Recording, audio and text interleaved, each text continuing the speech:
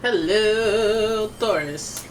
It's umomgtarot, and we're doing the Who's Planning on Reaching Out tarot card reading today.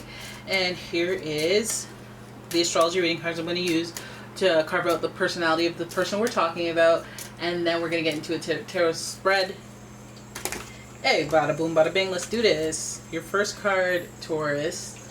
Who's planning on reaching out, Taurus? This person is giving us Leo energy. And so the energy is flamboyant, dramatic, proud, and passionate. It focuses on the importance of self-belief. So we get that vivacious Leo energy from this person. Okay, there's a little bit of pride in there, but let's not go too deep into it. They're also giving us Scorpio energy, and this energy is intense, masterful, thoughtful, magnetically charming, but also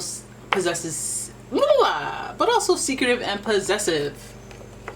Okay, so Leo and Scorpio energy not bad, not controlling, but I'd say there's a little bit of power in there with the Scorpio energy that makes them go, okay, well, you got to be loyal.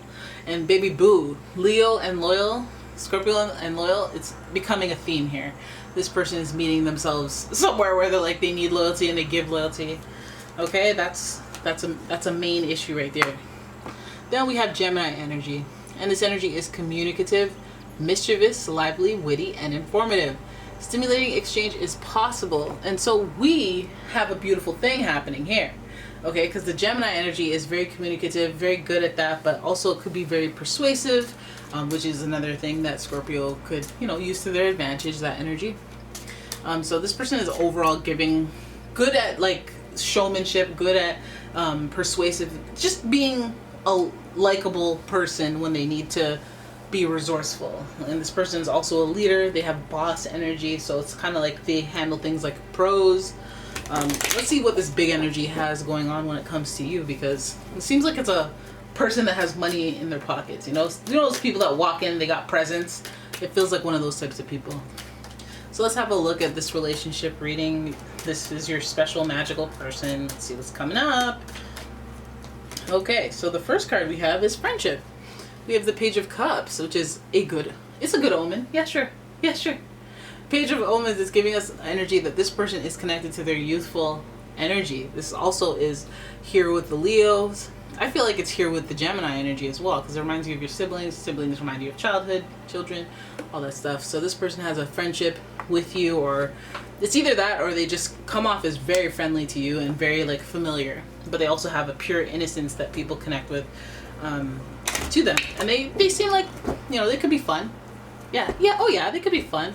Now, Page of Cups does not rule out romantic gestures. This person might be very sweet, very endearing, and when I say childlike or youthful energy to them, I mean like, they got them puppy dog eyes, or sometimes they'll just come in and be like, I brought you a chocolate bar. Like, they'll do something endearing that makes you go, oh you okay, so then let's jump out of that energy. We got the Queen of Swords with independence. This person is, although very sweet, very kind, this person is in control. They're giving us more of this Scorpio energy where they're very independent, very strong, very stoic, almost no nonsense, but I feel like this is an experienced individual. It is reminiscent to me personally of that Leo energy, when that single parent Leo energy. The Queen of Swords is like, you can't pull one over on me. I'm smart. I make conscientious decisions. This is not about emotions. This is about what needs to get done. They're probably the executors of justice as well. So, although friendly, although endearing, they're also very either by the book or very fair and straightforward. Okay, so let's keep going. Then we've got the Two of Wands, which marks progress.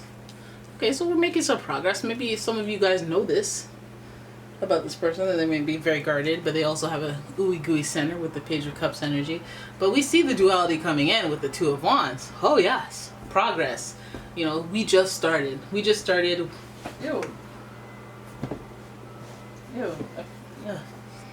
Stepped in something wet. It's gross. Anyways, the Two of Wands represents progress and action. The Wands energy means, I feel like, is there duality in the sense, because we do have Gemini, so it's twin energy, but is there duality in the sense of this person being like juggling their relationship with you? Is it both romantic? Is it working? Is it friendship and romantic?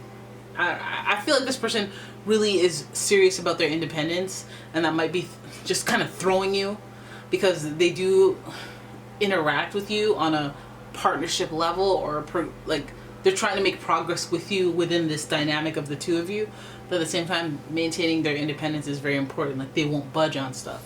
So let's keep going, because there's still friendship energy here. Oh my goodness. Then we have the Death card. Look at that. Scorpio showing up in the tarot spread as well.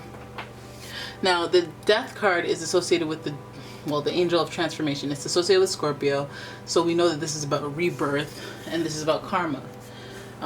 Let's keep going. Let's pull your last card and figure out what's going on. Karma for what we have? The Three of Swords. So a third party situation maybe. Okay. All right. I hate to do this. I would love for this, I hate to do this to y'all, but I'm gonna have to start throwing up some accusations, because we do have friendship. So maybe this is a historical moment from the past where you guys had dealt with things. But I feel like we start with friendship. So you guys may have started out as friends from childhood, from like I know you from you Tusi's little sister, okay? Like I don't know, like you guys had some humble beginnings here. And then we go to the independence and the strength of that independence, and that the sureness and the confidence that comes with this strength. And I feel like these two are faces. So you might even have been dealing with two people, somebody very young and somebody very not old but independent. Like they're sure, they're experienced. They're not independent and like young. They're experienced, so they know to be very sure of themselves and confident. So I feel like this is like almost a throw from one energy of the relationship to the next. Like maybe when you met that person, you were playing one type of games, and now that this person's older and more mature, showing the face of independence, and it's a different ballpark. It's a different Gemini verbal warfare type thing. You can't just talk them into anything. You can't just sweet talk anyone. But if you're gonna come, you gotta come correct when it comes to this person. So I feel like that may have been how things started out with this person. Cracking the code, softening, getting them to soften over time, proving your loyalty, proving your friendship, proving, even to a person that may have been rough around the edges, to a person that may have not been very receptive or reciprocal at the beginning. But I feel like you make progress. Two of Wands, based on all of your actions, they get to slowly unravel and, unpeel that onion and get some, not trust in there, but some seedlings of trust. This person, maybe watching your actions and seeing how you bode in life, just to see if you're not worthy, but like, do I really want to let you in my energy? Do I really want to let you in my space type thing? Now I think that the walls come down a little bit because of this Death energy, the Angel of Transformation. I feel like there's something in there, and I kind of want to pull some cards to clarify. There's something in there between the independence, the progress, and the Death card. So let me just pull some clarifiers. Emotional intelligence, learning how to talk to people. You don't talk to people properly, but now you're getting emotionally more intelligent. And then we have the Queen of Wands, which is, a little more emotion with the action behind it. Okay, so this person is giving us. Okay, so they're giving a reason for the madness, a reason for why they are kind of like rough and not easily talked into anything. So this person is very much. I don't know, are you some type of manipulator? Because this person is looking for loyalty. This person is looking for somebody that they can trust the words that are coming out of their mouth. This giving us like this front that is like, I'm not here for the foolishness. And I can tell, the King of Cups gives us the ability to have emotional intelligence and smell BS from a mile away. The Queen of Wands is giving us the action, let me entertain you for a second and still know that it's BS and then send you about your way. And your foolishness. But I feel like some of that is just coming to an end. Like they're not playing games anymore. Like before it might have been like a good will they won't they with this person, but I feel like they've transformed and reached a point of not only seriousness, but like just I'm ready to move on to the next chapter of my life and do something different. The type of dynamic that you had with this person before is different. Like the person that if you haven't spoken to them in a while, or if you don't know where they're at right now, I feel like the person has changed, they've transformed, they've dealt with either death, or they've dealt with like a loyalty issue, they've dealt with friendships kind of going left or right, and I feel like this person has, made progress in the realms of like independence, They may be more independent, and that might be progress, but they might even be a little less offensively independent, softened a little bit through transformation, through healing, through experience. I think that this person has dealt with certain experiences around third-party situationships that has kind of grown them to be either jaded or a little harsh. Maybe they don't have as much trust. Maybe they value loyalty a lot more, especially because of these third-party situations. But I feel like this person has dealt with a lot of heartache, so it's changed how their energy is. So for some of you thinking that, I always liked that Monty, he was always really sweet. It's like, no, Monty's had his heart broken a few times. So that person, now he has like a scar across his face and he wears an eye patch. And he's not sweet old Monty from 4th grade. He's just not. So you're not, no. Alright, so this person has changed, transformed a lot. I think they still have a good talking game, because we have all these swords here, and maybe they can talk to you over the phone and convince you otherwise. But I feel like this person has transformed. And I feel like, all they would be looking for right now, if any of you cares, like friendship. I feel like that's a jump off point for them, because they could always have more friends as that Leo energy stares me down. This independence here, it's like they want to do their own thing. They want to stick to that. They only want what's worthy coming into their life because of all their experiences. They're wise. They're not here for the rah-rah, the small talk, or any of that stuff, but they're making progress as far as connections go, or maybe lifting the veil of trust that they don't have for people. I'm softening.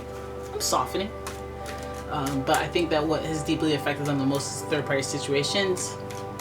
Third-party situations. There may have been more than one. You do see the King and Queen here.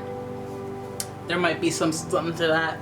King of Queens, maybe a water sign, Cancer, Scorpio, Pisces, and a fire sign, Aries, Leo, Sagittarius, has had a lasting or damaging effect on them and kind of facilitated that independence that will serve them, of course, but it's a jaded person. They used to be fun. They used to be friendly. They used to be fun and happy, and and then one thing led to another. Life gave them some transformation, some karma, some karmic things happened. Maybe they introduced third-party situations into other people's lives, and now it's being introduced to theirs, and they ain't taking it so well. All these things happening. So this person, it feels like they're kind of in a, again, transformational area where they need to kind of have that energy settled down. We're settling on a 3, which is uncomfortable. We need an even number to settle down.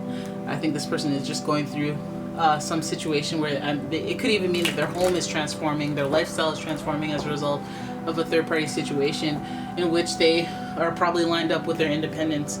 If they're giving off that independent vibe and they're doing their own thing and they're uncompromising, even within a king and queen dynamic, that might spell for some third-party action and some transformation.